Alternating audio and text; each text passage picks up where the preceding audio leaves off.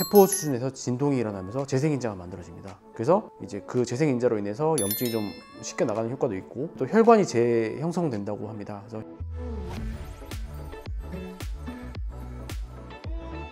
안녕하십니까, 서울보훈정형외과 원장 홍도영입니다.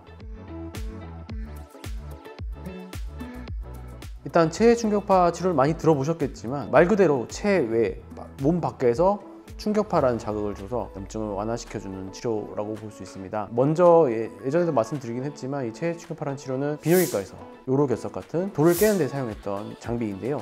이것을 좀 적용을 이제 인체에 적용을 시켜서 통증이 있는 부위나 염증이 있는 부위를 손이 닿지 않는 깊숙한 곳까지 충격파를 전달시켜서 염증을 좀 치료하는 치료 도구로 발전하게 되었습니다. 충격파에는 일단 두 종류가 있다고 보시면 됩니다. 집중형과 방사형이 있습니다. 그래서 집중형은 말 그대로 충격파가 집중적으로 가서 염증 있는 부위를 때리는 치료가 있고, 방사형은 말 그대로 퍼지는 치료여서 근육을 풀어주는 데 쓸 수 있는 치료이죠. 치료 효과를 기대하기에는 집중형을 좀 추천드리고, 전체적으로 근막 통증이 있거나 전반적으로 전체적으로 통증이 근육에 통증이 있다 하면은 방사형을 좀 추천드리고, 두 가지 병행해서 사용하는 경우도 있습니다. 대부분 저희는 그렇게 치료를 시행하고 있고, 치료 효과도 집중형이 더 좋은 편입니다.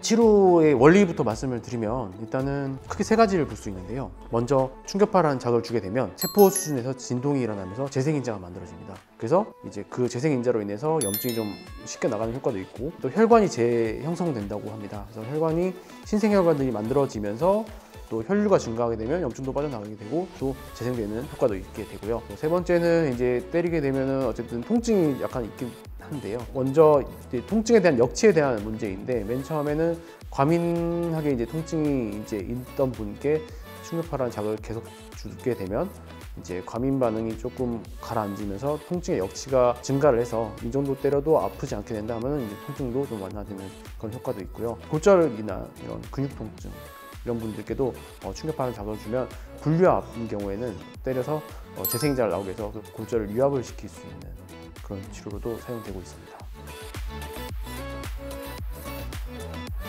일단 질환을 말씀드리면 대부분 근육과 건이 붙는 위치에 해볼 수 있는데요. 먼저 방사형부터 말씀을 드리면 전체적으로 근육 통증인 경우 승모근이나 허리 근육, 둥근, 햄스트링, 종아리 근육 이렇게 좀 큰 근육이 있는 부분에 방사형 치료를 좀 해볼 수 있을 것 같고요. 그다음에 집중형은 저희가 주로 이제 팔꿈치, 무릎, 발 뒤꿈치, 손까지 해볼 수 있습니다.